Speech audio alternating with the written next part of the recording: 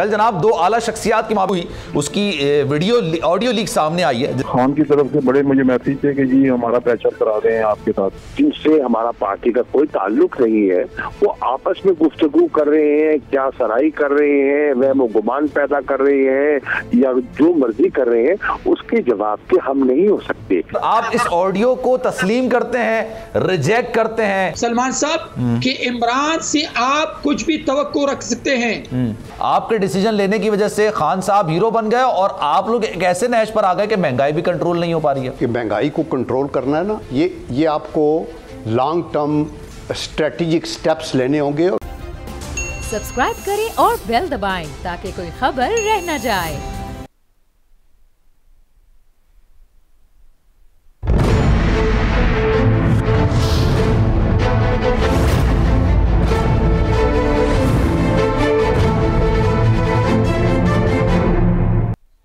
बिस्मिल्लाहिर्रहमानिर्रहीम, अस्सलामुअलैकुम। आपको खुशामदीद कहते हैं प्रोग्राम मेरी जंग में और मैं हूं आपका मेज़बान जनाब सलमान मिर्ज़ा। जनाब वाला, आज सूरत हाल काफ़ी ज़्यादा गहमा गहमी की रही। आज खिताबात हुए, वज़ीर आज़म शहबाज शरीफ साहब ने भी खिताब किया, मरीम नवाज साहिबा ने भी खिताब किया और तहरीक इंसाफ के सरबराह और साबिक वज़ीर आज़म इमरान खान साहब ने भी खिताब किया। खान साहब के खिताब की जो अहम बात थी वो यही थी कि जनाब मैं इस चोरों की हुकूमत को तस्लीम करने को कभी भी तैयार नहीं हूँगा, मेरी तैयारी भी जारी है और मैं मुकम्मल तैयारी के साथ आऊँगा। ये बात वो 2 से 3 दफ़ा कह चुके हैं और जनाब उस वक्त ये इन्होंने बात बोली है कि किस तरीके से सारा उनको रोकने की कोशिश की गई, किस तरह से उनको रोका गया, लेकिन उसके बावजूद सारा मामला जो था वो अपनी जगह था। और अभी मैं पार्लियामेंट में जाने का सोच नहीं रहा, लेकिन मैं अवाम के अंदर जाने की तैयारी कर रहा हूँ। खान साहब भी कुछ देर पहले खिताब कर रहे थे और खिताब में उन्होंने कई ऐसी बातें की जो माजी में कह चुके हैं, लेकिन उसमें एक बात यह थी कि जो लोग ये सोच रहे हैं, जो लोग ये समझ रहे हैं, जो लोग ये मान के तस्लीम कर रहे हैं कि खान साहब की किसी से कोई डील हो गई, तो ऐसी किसी डील का उन्होंने एक बार फिर से इनकार कर दिया। उन्होंने कहा है कि मैं आवाम को मोबिलाइज करूंगा। शायद पहले मेरी तैयारी मुकम्मल नहीं थी, शायद मैं उस तरह से तैयार नहीं था, शायद उनकी सोच के मुताबिक हुकूमत इतना ज्यादा रियासती मशीनरी इस्तेमाल नहीं करती, लेकिन अब जब मैं आऊंगा और जब मैं कॉल दूंगा तो मेरी तैयारी मुकम्मल होगी। इन तमाम चीजों पर जनाब बात करेंगे कि खान साहब क्या करने जा रहे हैं, क्या पार्लियामेंट में भी उनकी वापसी हो सकती है। सुप्रीम कोर्ट जाने का उन्होंने फैसला भी किया है कि जो सारी सूरत हाल हुई उनके लॉन्ग मार्च के दौरान, उस वक्त उन्होंने कहा है कि मैं सुप्रीम कोर्ट जाऊंगा, उनसे पूछूंगा कि क्या मुझे एहतजाज करने का हक हासिल है या नहीं। इसी पर मजीद बात करेंगे। अब्दुल कय्यूम साहब इस वक्त मुझे ज्वाइन कर रहे हैं, मुस्लिम लीग नून के रहनुमा हैं, सेनेटर हैं। सर बहुत शुक्रिया आपके वक्त का। और पाकिस्तान पीपल्स पार्टी से बहरमन तंगी साहब भी मुझे ज्वाइन कर रहे हैं। Sir thank you for your time. Starting from you sir, Abdul Qayyum साहब, सर ये बताइएगा, ये जिस तरह से एहतजाज को रोकने की कोशिश की गई, 3.5 साल खान साहब की हुकूमत थी, आप लोगों ने भी एहतजाज किया, मौलाना फजल रहमान वहाँ पर धरना देने भी गए, पाकिस्तान पीपल्स पार्टी ने लॉन्ग मार्च किया, लेकिन इतनी बर्बरियत का मुजाहरा माजी में देखने को नहीं मिला। आपको नहीं लगता सर इस चीज़ से बचा जा सकता था?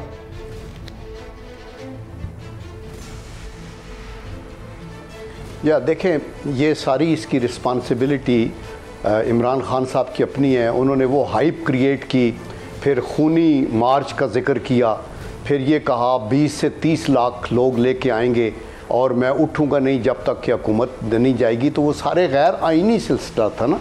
आप कैसे आके यलगार करके तो हुकूमत को मजबूर कर सकते हैं कि वो सरेंडर करे और असम्बलियाँ तोड़े और सरे तस्लीम खम करे।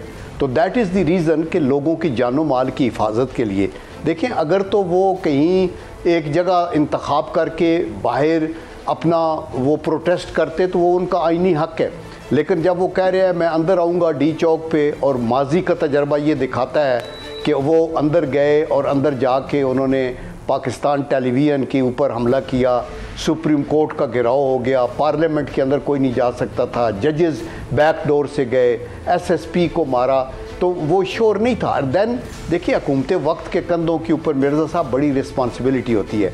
यहाँ सारी एम्बेसीज़ हैं रेड जोन में, पाकिस्तान के वक़ार की बात है, तो एक आइनी हुकूमत है, ये कोई मार्शल लॉ तो है नहीं, मुल्क के अंदर आइन भी है, जमहूरियत भी है और अल्लाह का करम है कि कोई डिक्टेटरशिप नहीं है, और ये आइन के तरीके से आई है और इसको आइनी तरीके से ही हटाया जा सकता है।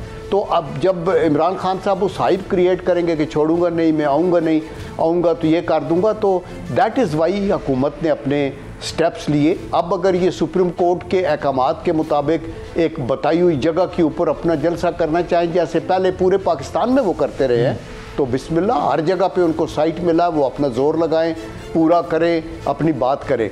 लेकिन हवा के घोड़े पे सवार होके ये कहना कि एक हुकूमत जो कि कॉन्स्टिट्यूशनल है उसको आप ब्लैकमेल करेंगे और डिक्टेट करेंगे, तो उन्होंने भी सियासत करनी है इसी मुल्क में। और दूसरा, आज अगर वो रिज़ाइन कर देते हैं और इंटरम गवर्नमेंट आती है और IMF वाले या बैनुल-अक़वामी मालियाती अदारे सपोर्ट नहीं करते, वो कहते हैं जब तक कि कोई परमानेंट हुकूमत ना आए, हमें परमानेंट पॉलिसी का पता न लगे, हम कुछ नहीं कर सकते, तो क्या मुल्क इसका मुतामल हो सकता है? तो इमरान खान साहब के लिए जो आपने अपने इंट्रो में कहा, बेस्ट बात यही है कि पार्लियामेंट में आ जाएं, वहाँ लेजिस्लेशन में हिस्सा लें। ठीक है सर, शमन कुरैशी साहब ने भी मुझे ज्वाइन किया सर, मैं उनको शामिल गुफ्तगू कर लेता हूँ, फिर मैं आपसे पूछूंगा सर कि इन तमाम रुकावटों के बावजूद खान साहब आ तो गए, फिर उन्होंने खुद ही कर दिया था। शमन कुरैशी साहब, बहुत शुक्रिया सर आपके वक्त का। सर ये बताइएगा, आप लोगों ने सुप्रीम कोर्ट जाने का फैसला तो कर लिया है, मोबिलाइज भी आवाम को कर रहे हैं, आपने कहा है कि हम गली गली मोहल्ले मोहल्ले जाएंगे और अब मुकम्मल तैयारी के साथ आएंगे, पार्लियामेंट वापस जाने का भी आने का भी ऑप्शन है सर आपके पास? देखिए, हमारा ऑप्शन है नए इंतखाबात का हसूल, और उसके लिए हम तगोदो कर रहे हैं। हमारा जो मार्च था वो भी इंतखाबात के लिए था, और इंतखाबात के लिए अगर हुकूमती जो लोग हैं, अगर उस पर वो आमादा होते हैं या उस पर कोई अंदिया देते हैं, तो फिर उनके साथ बैठ के बात हो सकती है। लेकिन हम समझते हैं वाहिद हल जो है इस सारे मसले का, मुल्क में जो इस वक्त बेयकीनी की सूरत हाल है, जो सियासी अदम इस्तेकाम है, उसका हल जो है वो नए इंतखाबात हैं। उन इंतखाबात के अलावा हमारा और कोई एजेंडा नहीं है। ठीक है सर, शाह साहब एक मेरे साथ मौजूद रहेगा क्योंकि एक अहम मसला कल से सर उठाया हुआ है। कल जनाब दो आला शख्सियात की मामूली उसकी ऑडियो लीक सामने आई है, जिसके बाद पाकिस्तान तहरीक इंसाफ के हवाले से काफ़ी ज़्यादा क़यासराइयाँ की जा रही हैं, मफरूज़े किए जा रहे हैं, और इन्हीं क़यासराइयों में एक रद्द-ए-अमल वज़ीर आज़म शहबाज शरीफ साहब ने भी दिया है, और उन्होंने कहा है कि चेयरमैन तहरीक इंसाफ ने अपनी हुकूमत और ख़ुद को बचाने के लिए NRO मांगा है, जबकि मामला यह है कि मुबैना ऑडियो लीक है, एक सियासी मुखालिफ है और दूसरी कारोबारी शख्सियत है। खान साहब, इमरान खान साहब का नाम इस ऑडियो लीक में, मुबैना ऑडियो लीक में कहीं वाज़ेह तौर पर नहीं लिया गया। दोनों शख्सियात मुख्तलिफ नौयत के मुकदमात में पहले ही नामजद हैं, और मुल्क की सबसे बड़ी जमात पाकिस्तान तहरीक इंसाफ के हवाले से, उनके लीडर के हवाले से बज़ाहिर बातचीत है, और ये जो तासुर कायम किया जा रहा है, मैं इस पर आपसे सवाल करूंगा, लेकिन पहले ऑडियो सुन लें, फिर ज़्यादा मजा आएगा बात करने में।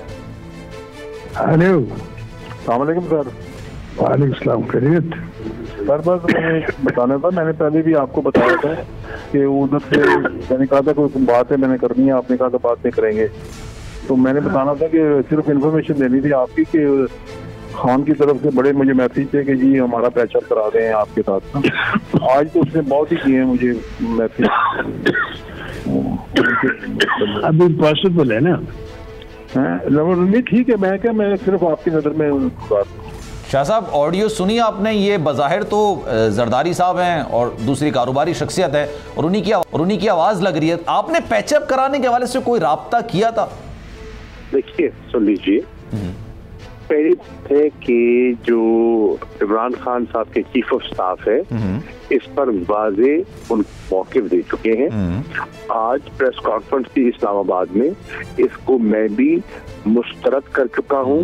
ये बेबुनियाद बात है, ना हमारी ये पॉलिसी है, ना हमारी सोच है, ना हमारा राब्ता है, ना हमारी ख्वाहिश है। अच्छा, अगर दो शख्सियात जिनसे हमारा पार्टी का कोई ताल्लुक नहीं है, वो आपस में गुफ्तगू कर रहे हैं, क्या सराई कर रहे हैं, वहम गुमान पैदा कर रहे हैं, या जो मर्जी कर रहे हैं, उसके जवाब के हम नहीं हो सकते।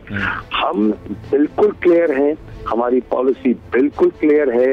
ये जो दोनों पार्टीज हैं, चाहे PMLN है या PPP है, वो आपस में मिले हुए हैं, आपस में मिलजुल कर वो आप देख रहे हैं कि एहतसाब के अमल से किनारा कशी इख्तियार कर लिए, जो उन्होंने 24 के लगभग तरामीम कर दी हैं, उस सारे एंटी करप्शन ड्राइव को उन्होंने मलिया मेड कर दिया है, डिसफंक्शनल कर दिया है। हम उसको भी चैलेंज करने जा रहे हैं। तो इसमें कोई हकीकत, कोई इसमें सदाकत नहीं है। तहरीक इंसाफ मुकम्मल तौर पर ऐसी गुफ्तगू को, ऐसी ख्वाहिश को मुस्तरद कर चुकी है।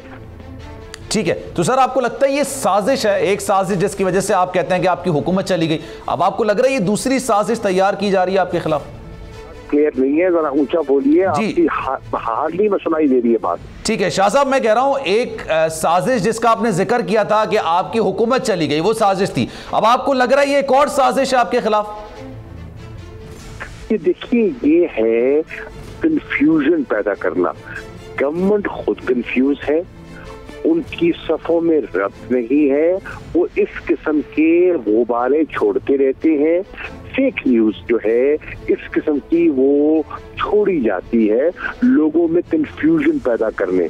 कभी पैदा कहते हैं, कंफ्यूजन पैदा करने के लिए कहते हैं कि जी ये असेंबलियों में वापस आ रहे हैं, कभी कहते हैं वो हमसे राब्ते कर रहे हैं, कभी कुछ कहते हैं, कभी कहते हैं कि जो हुकूमत का एलाय है, जो इलेक्शन में सबसे बड़ी रुकावट बना हुआ, उसके साथ पींगे बढ़ाने की बातें कर रहे हैं।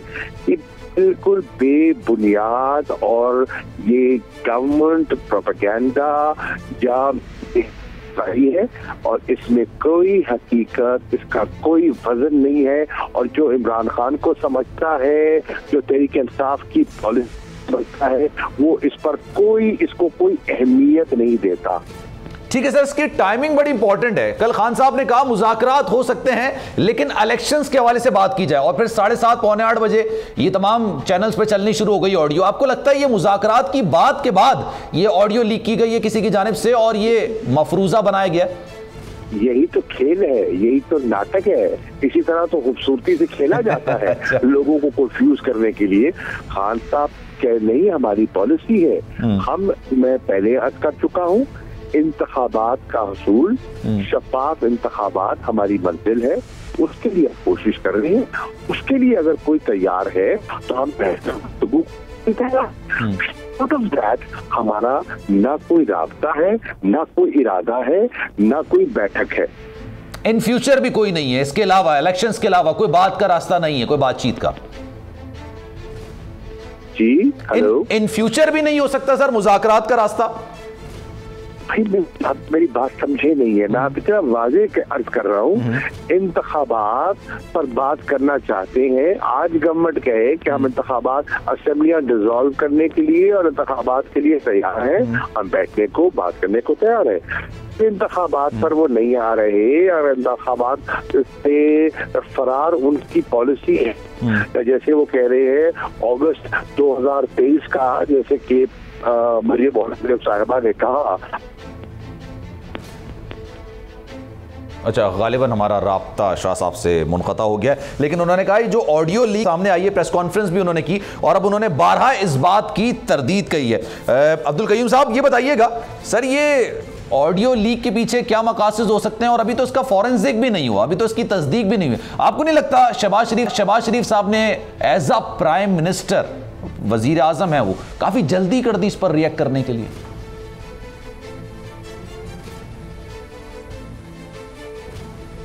देखें, मुल्क के अंदर एक ट्रेंड चल रहा है ना, इससे पहले ये तो अभी ऑडियो आई है ना, इससे पहले ये खबर आ चुकी थी कि पीपल पार्टी को इन्होंने एंगेज किया था और कन्विंस किया था। ये खबर तो पहले आ चुकी थी, अभी तो सिर्फ उसकी वो वीडियो ऑडियो टाइप आई है।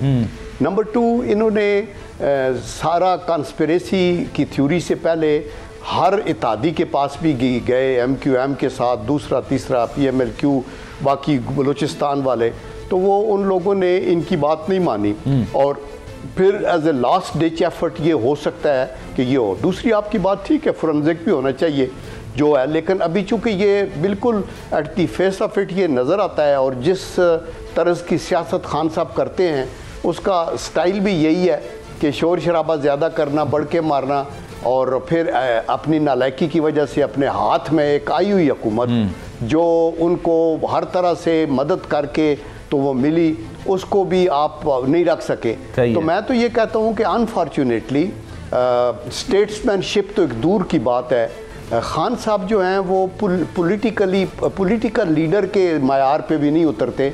उसकी वजह सियासत का जो आप जिक्र कर रहे हैं ना सर, तर्ज़े सियासत में तो वो जरदारी साहब को कहते थे बंदूक की निशिस्त पर है। आप बंदूक की नशिस्त का वो जिक्र करते थे, आपको लगता है कि ये वाकई में ऑडियो हुई होगी? और दूसरा सर, ये आपको लगता है कब की है? ये अदम एतमाद से पहले की है अगर है तो?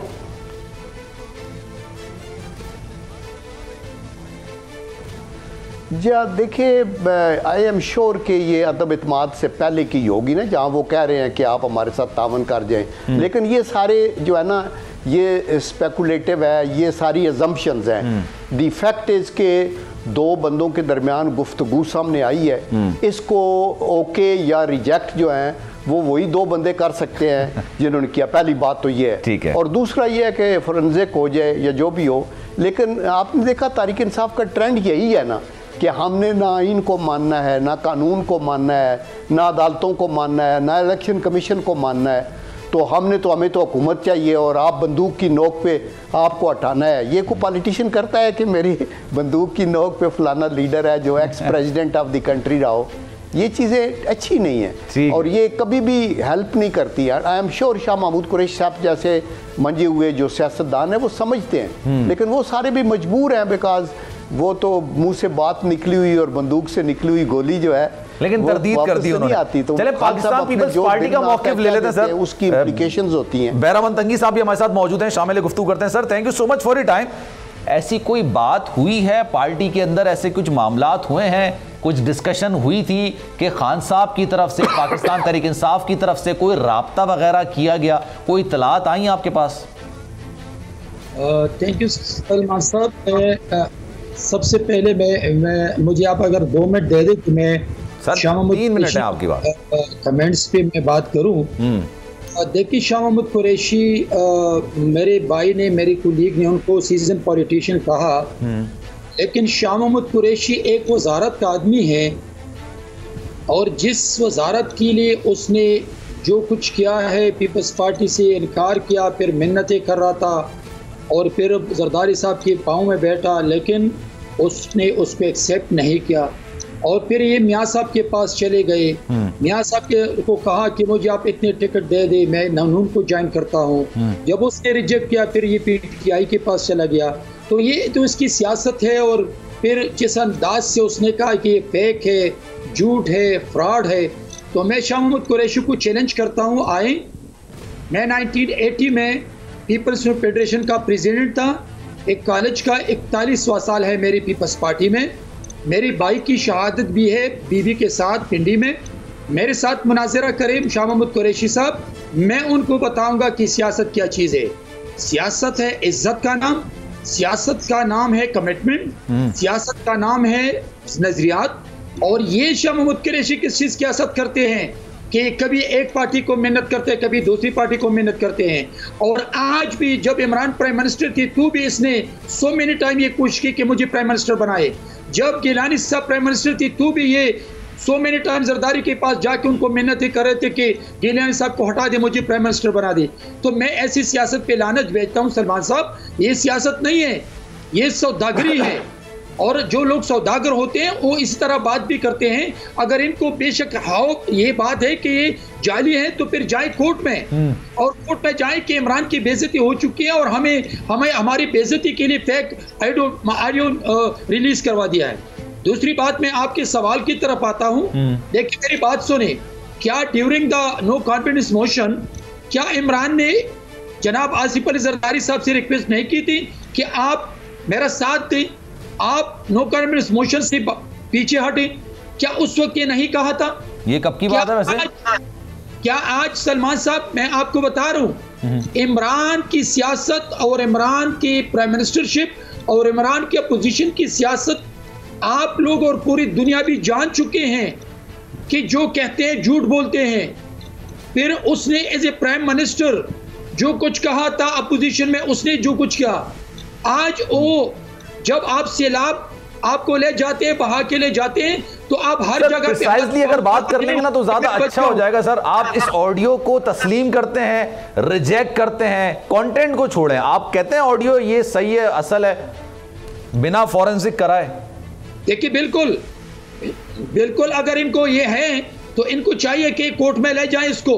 लेकिन मैं आपको बता दूं सलमान साहब कि इमरान से आप कुछ भी तवक्को रख सकते हैं, इमरान की सियासत पाकिस्तान की सियासत को बदनाम किया, पाकिस्तान की सियासत को पूरी दुनिया में बदनाम किया, पाकिस्तान के नाम को पूरी दुनिया में बदनाम किया है। मैं कल तकरीबन 2 दिन पहले मैं अमेरिका से आया हूं। मैंने यूनाइटेड नेशन में स्पीच की थी माइग्रेशन इश्यूज पे। वहां पर जब बिलावल भुट्टो जरदारी साहब आए और उनसे रूस के दौरे के बारे में पूछा तो उसने पाकिस्तान को डिफेंड किया, उसने पाकिस्तान के साबिका प्राइम मिनिस्टर के विजिट को डिफेंड किया और उसने इसलिए डिफेंड किया कि अगर मैं कहूं कि ये गलत था तो मैं पाकिस्तान को बदनाम करूं।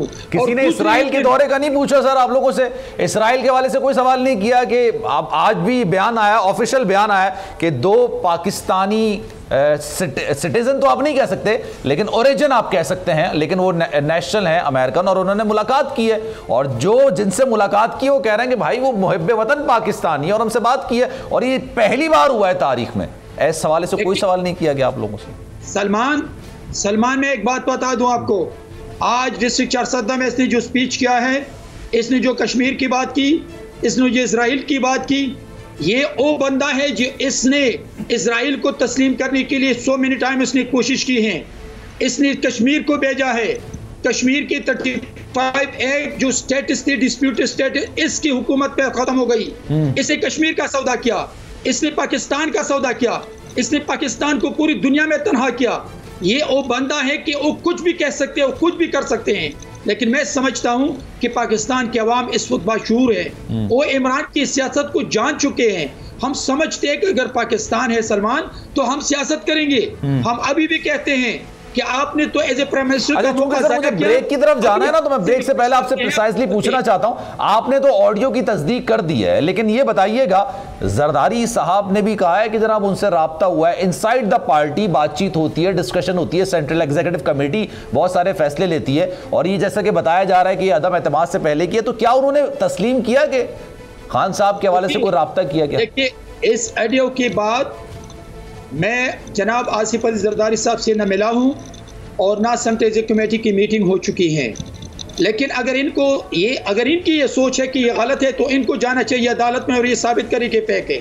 लेकिन दूसरी बात ये है, मैं आपको बता दूं कि क्या नो कॉन्स्टिट्यूशन में एक दफा फिर इस सेंटेंस को रिपीट करता हूं, उस वक्त उसने नहीं कहा था, उसके बारे में भी इमरान बताए ना कि हमने ये कोशिश नहीं की थी कि आप अदम एतमाद के मोशन से पीछे हटे, उस पर भी बात करें। लेकिन मैं समझता हूं सलमान ये बात है, लेकिन आपने तस्दीक किए बगैर इस बात को कंफर्मेशन कर दी है कि ये ऑडियो असली है। खैर सर, मुझे ब्रेक पे जाना है तो मैं अब्दुल कयूम साहब को भी शामिल गुफ्तगू होना। सर, आप लोग आए थे महंगाई को भगाना है, आवाम को बचाना है, तो महंगाई तो सर आप लोगों के आने के बाद बहुत ऊपर चली गई है।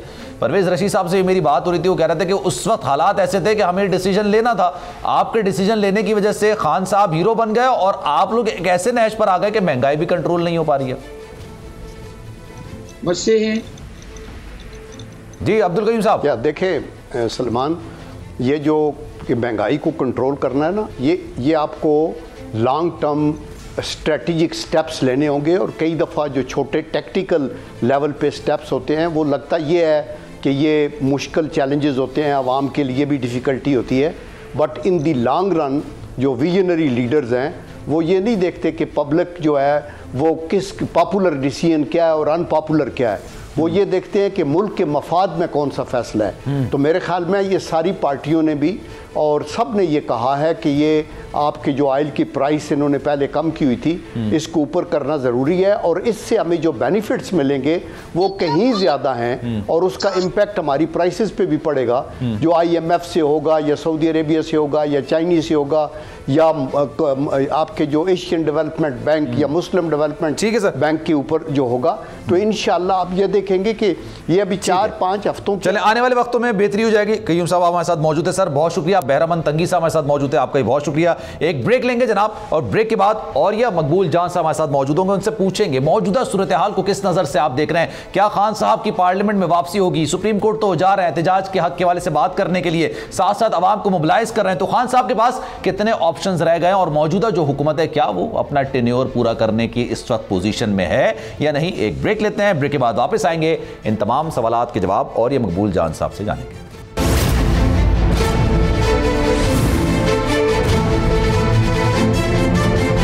जनाब प्रोग्राम एक बार फिर से आपको खुशामदीद कहते हैं और ये मकबूल जान साहब हमारे साथ मौजूद हैं। उनसे पूछेंगे कि जनाब खान साहब के पास कितने ऑप्शंस हैं। खान साहब रोजाना आवाम को मोबिलाइज कर रहे हैं, लेकिन एक बात को तस्लीम कर चुके हैं कि जनाब उनकी उस वक्त तैयारी नहीं थी। लेकिन जब भी हम अपने प्रोग्राम्स में पाकिस्तान तहरीक इंसाफ के सीनियर रहनुमा को बुलाते थे, पूछते थे कि आप लोगों की तैयारी है, बड़ा जल्दी उन्होंने लॉन्ग मार्च का ऐलान कर दिया, तो वो कहते थे कि हमें तो आधा घंटे का टाइम दे, हम आधे घंटे के दौरान तैयारी मुकम्मल कर लेंगे। लेकिन खान साहब जैसे ही इस्लामाबाद पहुंचे, तमाम रुकावटों को दूर करके उन्होंने इस बात को तस्लीम कर लिया कि उनकी तैयारी नहीं थी। क्या उन्होंने ये एक्सपेक्ट नहीं किया था कि रियासती मशीनरी को इस कदर इस्तेमाल किया जाएगा?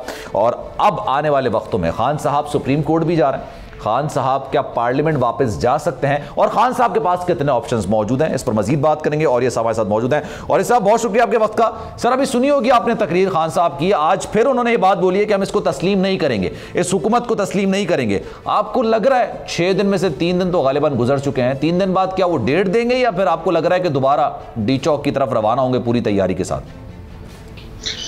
मेरे ख्याल है इमरान खान साहब आएंगे और उनका प्लान भी शुरू दिन से यही था, क्योंकि जो मेरी पहली उनसे ईद के अगले दिन मुलाकात हुई थी, उसमें अंदाज़ा होता था कि वो एक टेम्पो लेके जाएंगे और फिर उसके बाद वहाँ तक ले जाके फिर वो आगे उसके बाद धरना नहीं देंगे, बल्कि पूरे मुल्क के अंदर पूरा एक साथ मुख्तलिफ शहरों में अपना करेंगे, अपना जुलूस जलसे करेंगे और फिर एक हफ्ते के बाद फिर वहाँ आ जाएंगे।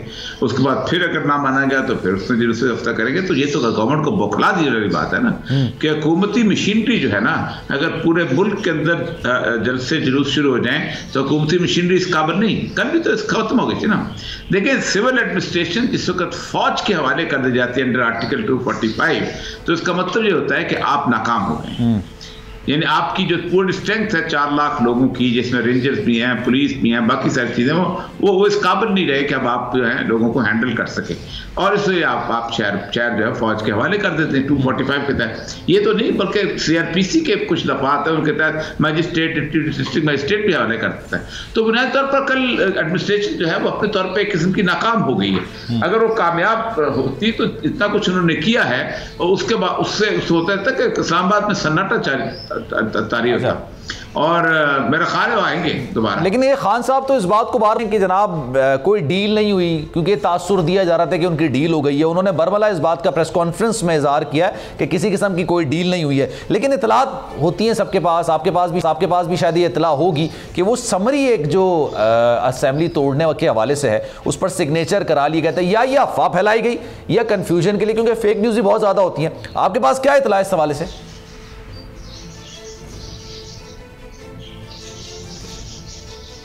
देखें, एक बात यह है कि तैयारी का अंदाजा तो अब हुआ है, यानी हमें भी नहीं अंदाजा था कि ये जो क्लास है, बर्गर क्लास जिसको हम कहते हैं, वो इतनी आंसू गैस बर्दाश्त कर लेगी, इतनी पुलिस के डंडे बर्दाश्त कर लेगी, इतना लोगों को निकालते निकालते यहाँ तक आ जाएगी। ये पाकिस्तान में एक और तीसरी या चौथी पार्टी पैदा हुई है जिसका स्ट्रीट पावर आ गई। यानी आप अंदाजा करें, जमात इस्लामी के पास स्ट्रीट पावर एक जमाने के अंदर, नेशनल स्टूडेंट फेडरेशन के पास स्ट्रीट पावर होती थी, किसी हद तक MKM की भी थी जब शुरू में, बाद में तो फिर बहुत तरह की उनकी पावर हो गई थी। लेकिन अब ये जो क्लास है जिसके अंदर बच्चे भी थे, औरतें भी थे, इन्होंने मार खाई है। और मेरा नहीं ख्याल, मेरी अपनी जिंदगी में, इंसानी जिंदगी में इतने कंटिन्यूसली मतलब आंसू गैस होती थी, हम भी आंसू गैस अपना करते रहे जरूर, लेकिन कुछ देर के लिए की, फिर फासला हो गया, फिर दोबारा की 2 घंटे में करते। लेकिन जो रेगुलर आंसू गैस फेंकी जाती है वो बहुत कम होती है। फिर सबसे बड़ी बात ये होती है कि जिस वक्त हुकूमत जो है कंटेनर्स लगाती है तो उनकी पहली नाकामी होती है, यानी उनके पास इतनी नफरी नहीं है कि वो लोगों को कंट्रोल कर सके। अच्छा, कंटेनर का मतलब ये होता है कि आप लोगों को एक खास जगह जमा होने से रोक रहे हैं। इसका मतलब यह है कि आपके उन लोगों की स्ट्रेंथ आपकी कुव्वत से ज्यादा है, आपकी अहलियत से ज्यादा है। तो ये तो पहले शिकस्त होती है, जब वो लोग पहुंच जाए तो ये दूसरी शिकस्त होती है। अच्छा, जब वो लोग अपनी बात मनवा लें तो दूसरी शिकस्त होती है। तो 2 बात तो नहीं मनवा सके, लेकिन इंतजामी तौर पर मैं ये नहीं कहता कौन सी हुकूमत हो, जो भी हुकूमत होगी, जो ये 2 चीजों की शिकस्त आ जाए, ठीक है। लेकिन ये जो कवानीन पास कराए, सर मैं अपने सवाल को आगे बढ़ाता हूँ, ये जो कवानीन पास कराए गए हैं और ये इसी इस्लाहात और इसी का जिक्र किया करते थे, इसी की बात करते थे कि ओवरसीज पाकिस्तानियों का वोट महदूद करना है, EVM की शर्त को खत्म करना है, EVM के तहत इलेक्शंस नहीं होने, ये तो उन्होंने करा लिए। लेकिन इसके साथ साथ एक मुश्किल फैसला लेना था और वो पेट्रोलियम मसनूआत की कीमतों में इजाफा था, ये भी इन्होंने मुश्किल फैसला ले लिया है। और जनाब 30 रुपए इजाफा कर दिया। आपको लगता है कि ये लोग अर्ली इलेक्शंस की बात करें? भी खान साहब खिताब कर रहे थे, उन्होंने वो 3 दिन की 6 दिन वाली अल्टीमेटम वाली बात तो नहीं की। देखिए, जितनी देर भी ज्यादा लेके जाएंगे उतनी देर इनके लिए अपने लिए मसाइल बनेंगे, क्योंकि बुनियादी तौर पर एबिलिटी जो है ना पाकिस्तान के अंदर वो किसी के पास नहीं है इकोनॉमिक प्लानिंग की। आज तक कभी किसी ने, कभी वर्ल्ड बैंक ने, IMF ने ये नहीं कहा था पेट्रोल की कितने बढ़ाओ सब्सिडी दो। वो कहते ये हैं कि अपना रेवेन्यू इंक्रीज कर लो, रेवेन्यू इंक्रीज कर लो, बेशक 10 लोगों को सब्सिडी देते रहो। अब रेवेन्यू इंक्रीज ये कर नहीं सकते, इसलिए कि ये कैसे करेंगे? इनका तो बेसिकली पावर बेस वही है ताजर। अब ताजर को टैक्स कैसे लगाएंगे? इनका पावर बेस है एग्रीकल्चर, वो ताजर से पूछ रहे हैं कैसे कंट्रोल करें? जिम्मेदार को टैक्स कैसे लगाएंगे? इनका पावर बेस है प्रॉपर्टी डीलर, जहां 10-10 करोड़ रुपए की इन्वेस्टमेंट जो है प्लॉट के अंदर है। तो अगर आपको वाकई करना है तो आप सब्सिडी के बगैर चल सकते थे, लेकिन इकोनॉमिकली ये मुश्किल है। अब इनको आइंदा लगाना पड़ेगा और लगाना पड़ेगा, तो और गालियां खाएंगे। तो जितनी देर रहेंगे उतनी देर, अभी तो कहना भी मजीद पड़ेगा। उसने इमरान खान वादे थे, ये थे, वो थे, सकते लोग मानेंगे नहीं। आपको लोगों ने देख लिया है गुज़श्ता तकरीबन 40 दिन के अंदर कि 30 साल का तजर्बा 40 दिन में फेल हो गया, कुछ भी नहीं कर सका। तो असल मसला यह है कि स्लाइड मुझे नहीं लगता कि एक एग्रीमेंट मुझे पता है कि तकरीबन उन्होंने बीच में शाह खान साहब को इंश्योरेंस भी करवाई थी, उससे पहले भी करवाई थी, लेकिन खान साहब कहते हैं कि मानते नहीं। लेकिन एक बहुत ही अहम शख्सियत के बीच में पढ़ के ये बात कराई, समरी अपनी बात नहीं है, भगवान की बात थी और ठीक है। लेकिन जो आप जिक्र कर रहे हैं ना, ये जो शाहमद कुरैशी साहब ही ये कह रहे थे कि जनाब किसी से अगर डील करनी है, किसी से डील हो रही है तो भाई हमें कॉन्फिडेंस में ले लीजिएगा। ऐसा नहीं है कि हमें आप कॉन्फिडेंस में ले लें, हमसे तो कोई बात नहीं है। खान साहब इस डील को फिलहाल तो खुद तस्लीम कर नहीं रहे कि जनाब कोई डील हुई है, अभी वो कह रहे हैं कि जनाब मैं दोबारा आऊंगा। तो आपको क्या लगता है जो ये 6 दिन का मामला है तो काफी कैलकुलेटेड है, और ये क्या 6 दिन के अंदर अनाउंस करेंगे? क्योंकि ये 6 दिन की बात उस वक्त हो रही थी जब उन्होंने अनाउंस किया था, अब तो इसकी कोई बात ही नहीं कर रहा है।